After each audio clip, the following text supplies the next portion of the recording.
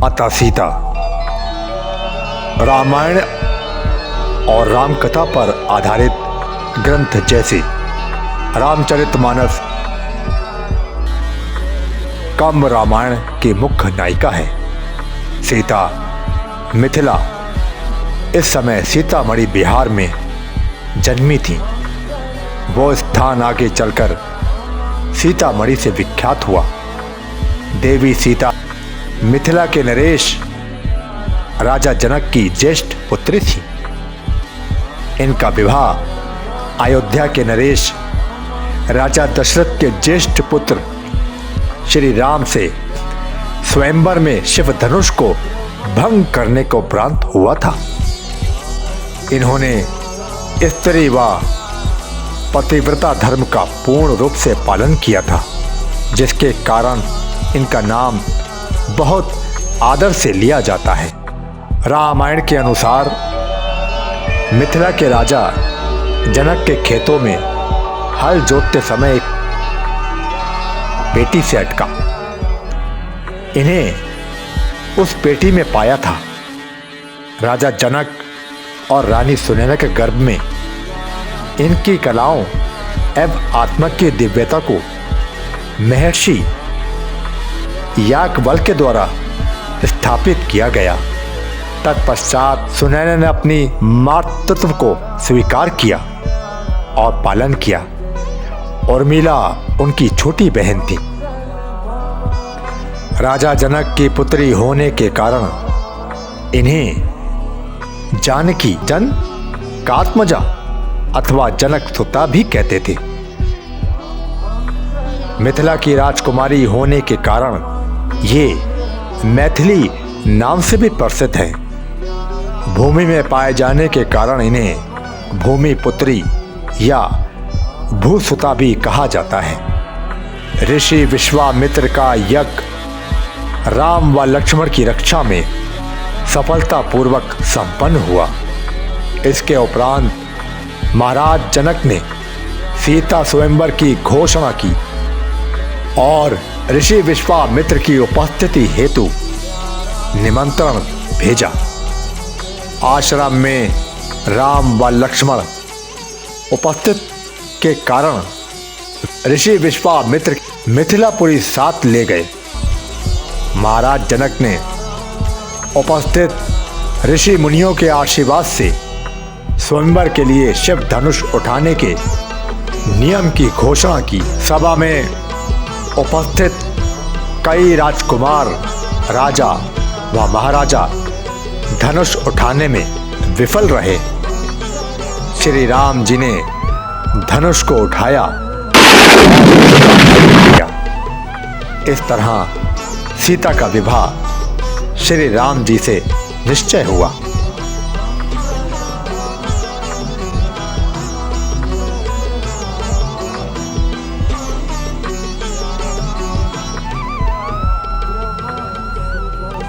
इसी के साथ उर्मिला का विवाह लक्ष्मण से, मांडवी का भरत से,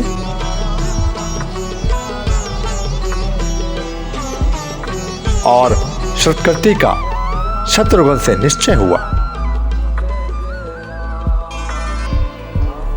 कन्यादान के समय राजा जनक ने श्री राम से कहा, हे कौशल्या नंदन रामा, ये मेरी पुत्री सीता है। इसका पानी ग्रहण कर अपनी पत्नी के रूप में स्वीकार करो। ये सदा तुम्हारे साथ रहेगी। इस तरह सीता व राम जी का विवाह अत्यंत वैभवपूर्ण संपन्न हुआ। विवाह उपरांत सीता अयोध्या आई और उनका दाम्पत्य जीवन सुखमय था। राजा दशरथ अपनी पत्नी कैकेयी को दिए वचन के कारण श्री राम जी को 14 वर्ष का वनवास हुआ। राम जी व अन्य बड़ों की सलाह न मानकर अपने पति से कहा, मेरे पिता के वचन के अनुसार मुझे आपके साथ ही रहना होगा। मुझे आपके साथ वनगमन इस राजमहल के सभी सुखों से अधिक प्रिय है। इस प्रकार राम व लक्ष्मण के साथ सीता वनवास चली गई। वे चित्रकूट पर्वत स्थित मंदाकिनी तट पर अपना वनवास किया। इसी समय भरत अपने बड़े भाई श्री राम जी को मनाकर अयोध्या ले जाने आए। अंत में वे श्री राम की पादुका लेकर लौट गए। इसके बाद वे सभी ऋषि के आश्रम गए। सीता ने देवी अनुसुईया की पूजा की। देवी अनुसुईया ने सीता को पतिव्रता धर्म का विस्तार पूर्वक उपदेश के साथ चंदन, वस्त्र, आभूषण आदि प्रदान किया। इसके बाद कई ऋषि व मुनि के आश्रम गए। दर्शन व आशीर्वाद पाकर वे पवित्र नदी गोदावरी तट पर पंचवटी में वास किया। पंचवटी में लक्ष्मण से अपमानित शूर्पणखा ने अपने भाई रावण से अपनी व्यथा सुनाई और उसके कान भरते कहा, सीता अत्यंत सुंदर है और वो तुम्हारी पत्नी बनने का सर्वदा योग है। रावण ने अपने मामा मारीच के साथ मिलकर सीता अपहरण की योजना रची। इसके अनुसार मारीच सोने के हिरण का रूप धर राम व लक्ष्मण को वन में ले जाएगा और उनकी अनुपस्थिति में रावण सीता का अपहरण करेगा।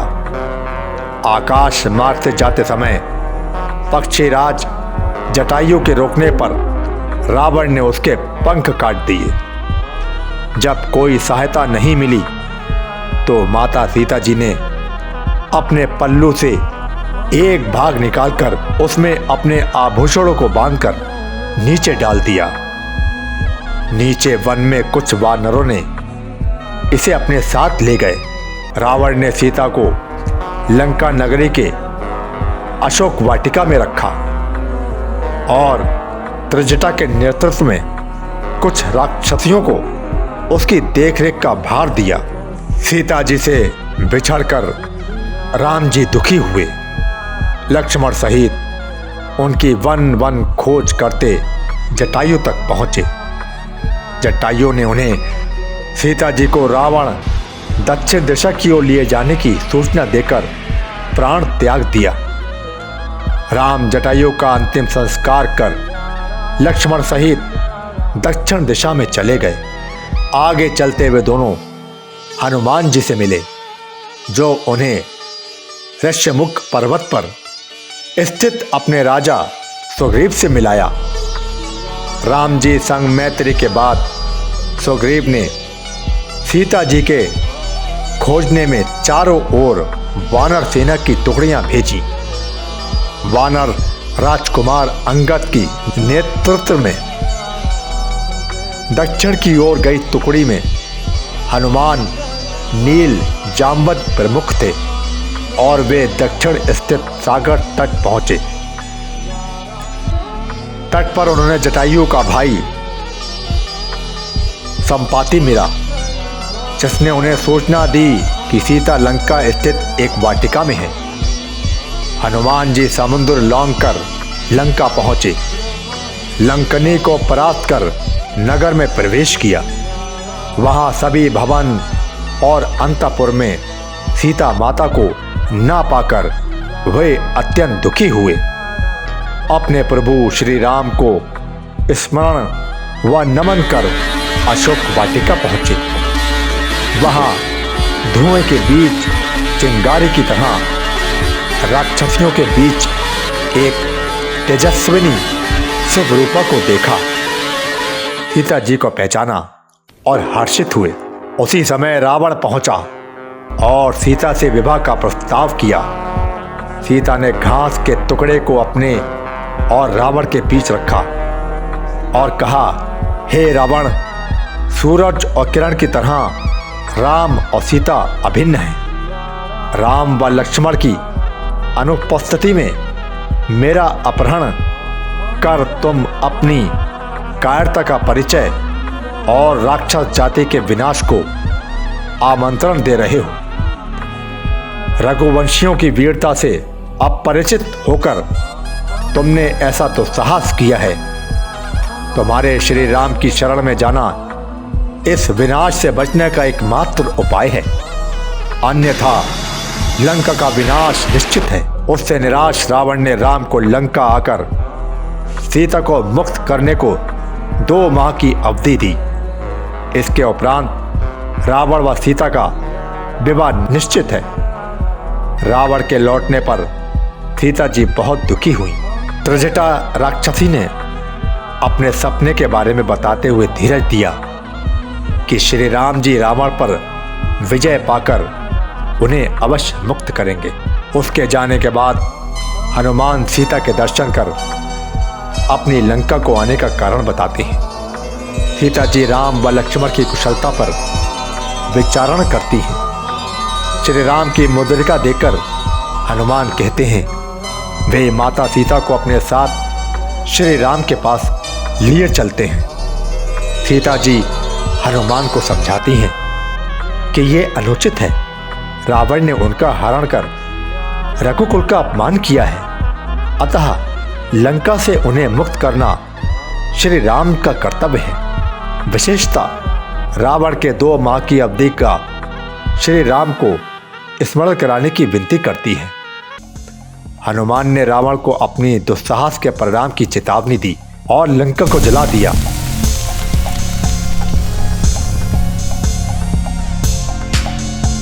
माता सीता से चूड़ामणि व अपनी यात्रा की अनुमति लिए चले अंगद व वानर सेना लिए श्री राम के पास पहुंचे। माता सीता की चूड़ामणि दिया और अपनी लंका यात्रा की सारी कहानी सुनाई। इसके बाद राम लक्ष्मण सहित वानर सेना युद्ध के लिए तैयार हुई।